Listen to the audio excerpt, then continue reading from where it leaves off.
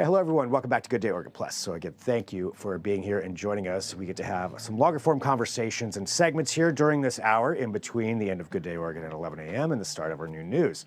Something we're going to discuss right now is the importance of pneumonia vaccines.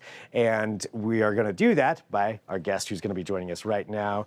We've got Dr. Marion Howard from Kaiser Permanente Northwest. And Doctor, thank you very much, for being here with us. I really appreciate your time. And I think I want to start off just by maybe having you explain to us, and for people out there who may not know, some of the importance of the pneumonia vaccine and I guess where we're at right now. Yes, I think in respiratory virus season, we're pretty all familiar with the flu and COVID vaccines. Cold and flu viruses are more common right now. The complications, though, from those viruses, or even as a standalone illness, pneumonia can be a very serious complication and even life-threatening. A lot of times, the more serious issues that arise from viral infections can actually be from an infection like pneumonia on top of a virus. And so we do have vaccination for the most common form of bacterial community-acquired pneumonia in the form of the pneumococcal vaccines. And so this is a really great tool that you can get at your primary care clinic and prevent some of the most common types of pneumonia. How much have you seen so far this year of cases of pneumonia where somebody has gotten sick and then it's progressed into something like that? Oh, it's extremely common. I was just thinking yesterday in my own clinic, I had one case probably at least once a week in primary care clinic from my own practice. And, I'm in clinic probably about, 2/3 of the time. So I would say it's extremely common. And in the hospital, even more common, because this is one of the conditions that ends up getting people hospitalized for IV antibiotics, for example, or even in the ICU on ventilators sometimes for severe cases. And this is something that could progress from, getting the flu or a serious cold. I would imagine there's a number of different ways that something could progress to pneumonia.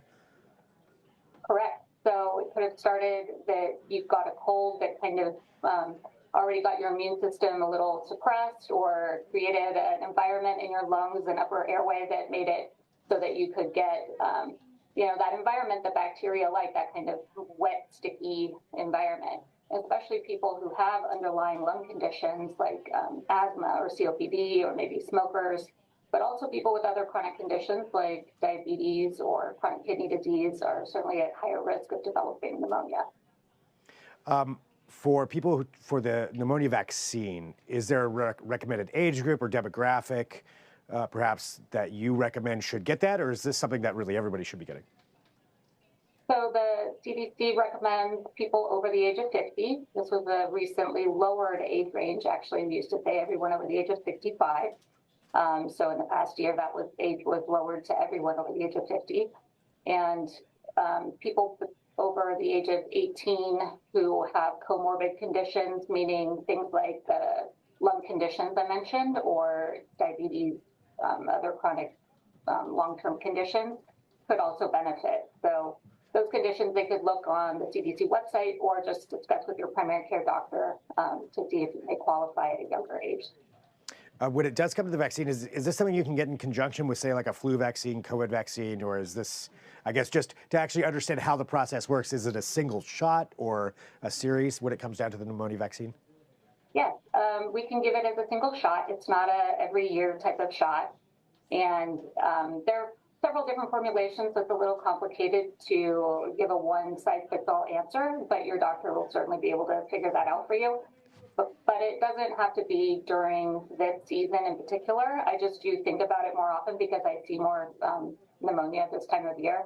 But you can get this any time of year. And you can get it with your other vaccines as well. So we could give it at the same time that we gave a flu vaccine, for example, or other vaccines.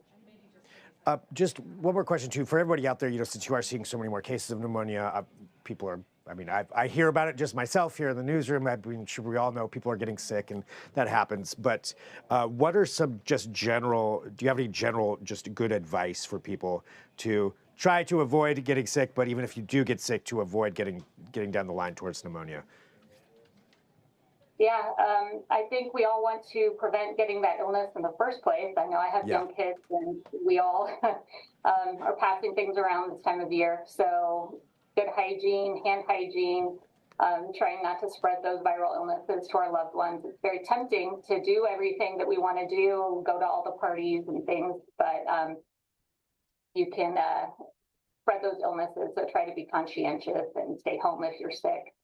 And then getting the viral vaccines when able, and also the pneumonia vaccine is another tool to prevent the more serious complication, as we've been saying, of pneumonia. And if you feel like you are getting short of breath or feeling severely ill to the point where, you know, you're just not getting better, you're bringing up lots of foul mucus or having severe coughing, maybe with some chest pains, those could be signs that you may have something more serious than just a viral infection. So get in and see your physician, I would imagine, would be the best advice at that point. Get evaluated. Doctor, anything else that you think is important for people to know, just in case I didn't ask about it? I just want to encourage everybody during the holidays, take care of each other, you know, talk about vaccines and prevention, and come and get checked out if you need to. All right. Thank you very much for joining us here today just to talk about this and the importance of it. Really appreciate your time and expertise here on Good Day Oregon Plus. All right. Thank you so much for having me. All right. And so, again, this is some of the things that we get to do here is have a little bit longer form conversations and answer some of those questions like that are important for people to know. We're going to take a quick break. We still have a little bit of time before the new news takes over. So I'm going to come back and I've got more for you. So thanks, everybody, for joining us. We'll be right back after this.